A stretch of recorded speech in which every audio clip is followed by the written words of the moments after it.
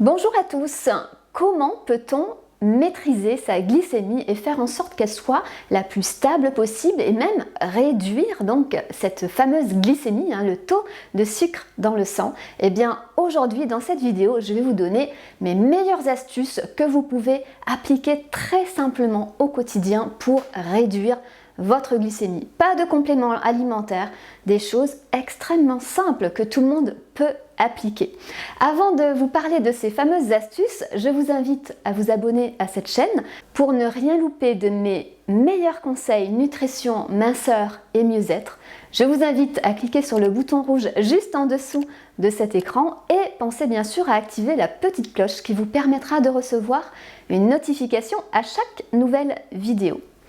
Et si vous êtes intéressé par la nutrition saine et gourmande et pour encore mieux maîtriser votre glycémie, je vous invite à télécharger mon guide nutrition, le guide nutrition qui s'affiche à l'écran et qui vous permettra de recevoir mes meilleurs conseils ainsi qu'une semaine de menu à index glycémique bas avec des recettes saines et gourmandes.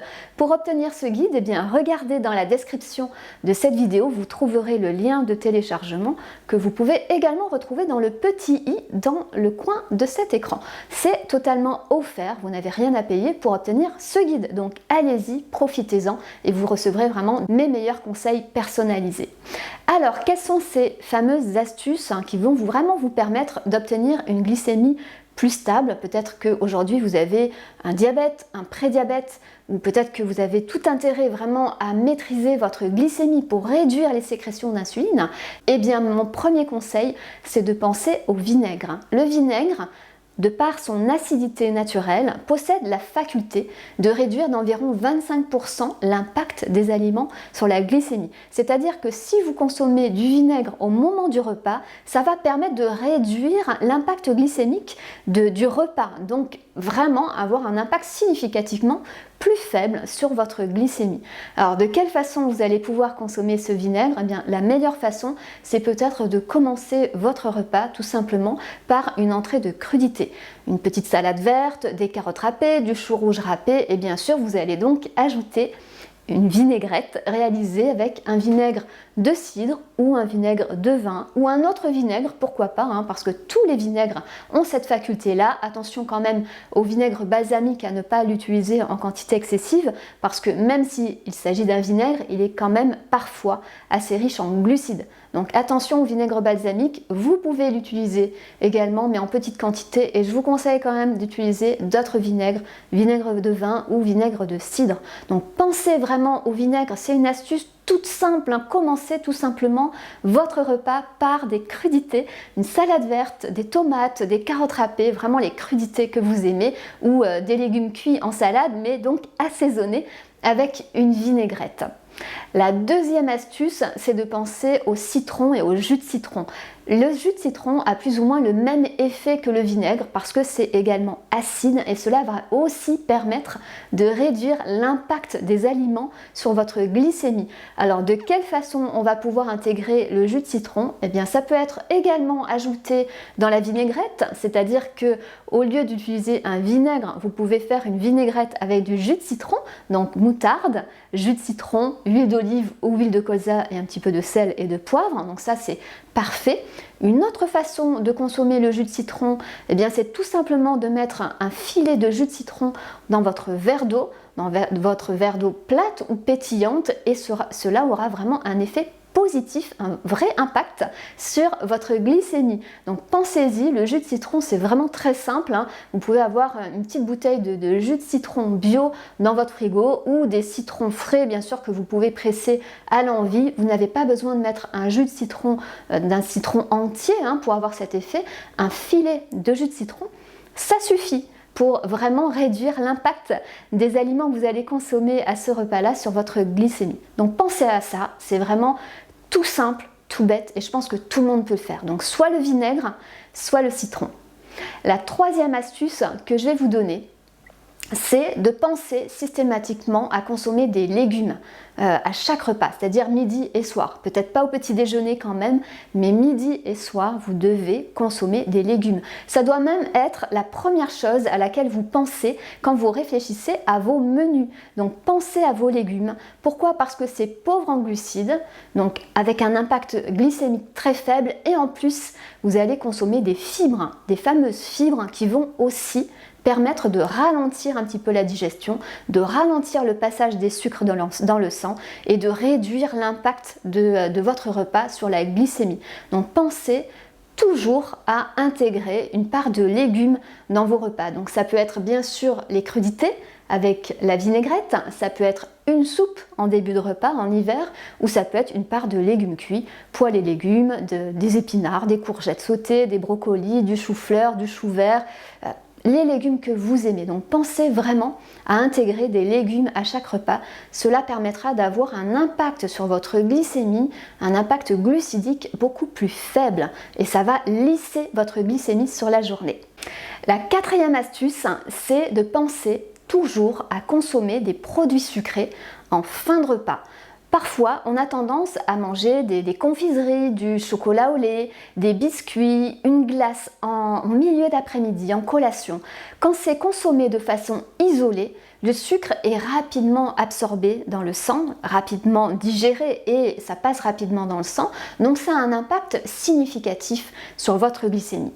Alors que si les produits sucrés sont consommés en fin de repas, c'est-à-dire en dessert, eh bien ça va passer après tout le reste, d'accord? Ça va peut-être se mélanger au reste du repas qui contient des fibres, qui contient peut-être de l'acidité avec du citron et du vinaigre, qui contient des protéines avec la viande et le poisson, qui contient des graisses avec les matières grasses ajoutées, les graisses présentes dans les différents aliments, et tout ça fait que ça va permettre de réduire l'impact glycémique des produits sucrés qui sont consommés en fin de repas. Donc ça, c'est vraiment une astuce toute bête, également toute simple. Je pense que tout le monde peut l'appliquer, hein. Je pense que vous serez d'accord avec moi. Donc pensez à consommer le plus souvent possible les produits sucrés en dessert, d'accord? Donc tout ce qui est glace, tout ce qui est gâteau, tout ce qui est chocolat au lait, c'est ok, il ne faut pas non plus en abuser, bien sûr, il faut conserver l'équilibre alimentaire, mais consommez-les de préférence en fin de repas, en dessert, plutôt que de façon isolée dans la journée.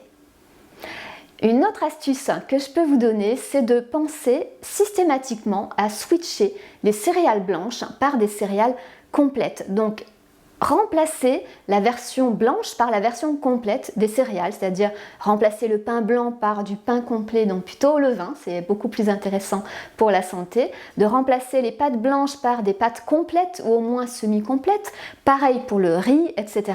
La semoule, peut-être que vous pouvez utiliser une semoule semi-complète ou complète, on voit pas une grosse différence, hein, mais ça va permettre d'ajouter des fibres dans vos repas, donc de réduire également l'impact glycémique de vos repas. Les céréales complètes ont un index glycémique plus faible que les céréales blanches, les céréales qui sont raffinées, ça aura un impact beaucoup plus faible sur votre glycémie. Autre chose, attention à ne pas abuser de ces céréales, c'est-à-dire que les céréales, même complètes, si vous en mangez en excès, ça va certainement avoir un impact significatif quand même sur votre glycémie. Donc c'est pas parce que c'est complet, c'est pas parce que c'est IGBA qu'il faut en abuser. Pensez à respecter la structure du repas, et donc je vais venir à cette astuce-là. Donc toujours des légumes, des protéines et des féculents, donc plutôt complets, mais pas en quantité exagérée. Alors, il faut quand même qu'il y ait davantage de légumes que de féculents. Donc pensez à ça, donc des céréales complètes plutôt que des céréales blanches, et on n'en abuse pas en quantité.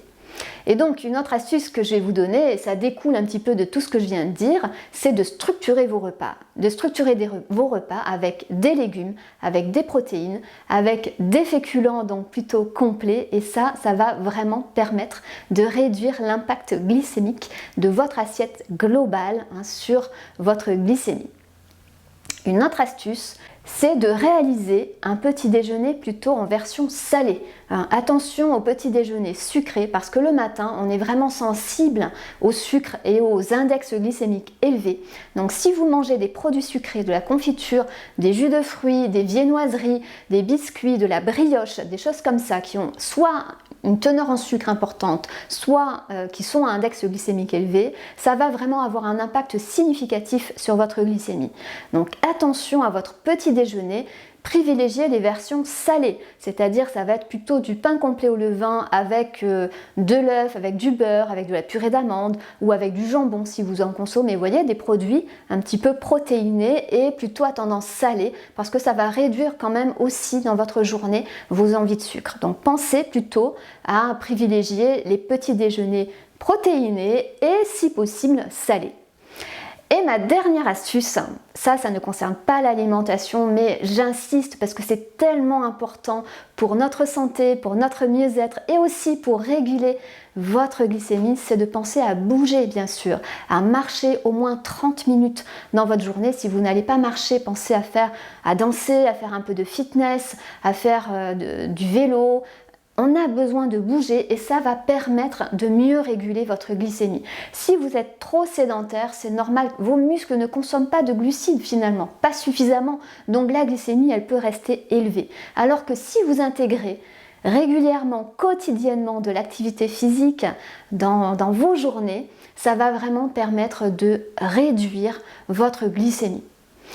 Voilà pour ces fameuses astuces, vous voyez que c'est extrêmement simple en fait, on n'a pas besoin d'aller chercher des compléments alimentaires en pharmacie, de modifier drastiquement votre quotidien et vos habitudes alimentaires, donc pensez au vinaigre, au citron, à commencer peut-être vos repas par des crudités, à penser en tout cas aux légumes, à structurer vos assiettes, à bouger suffisamment, à limiter le sucre dans vos petits déjeuners, préférez la version protéinée et salée, vous voyez que ça va vraiment changer votre quotidien et ça va améliorer significativement votre glycémie. J'attends de vos nouvelles, expérimentez ces astuces, vous me direz dans quelques temps ce que vous en aurez tiré comme bénéfice. Je suis certaine que ça aura eu un effet vraiment positif.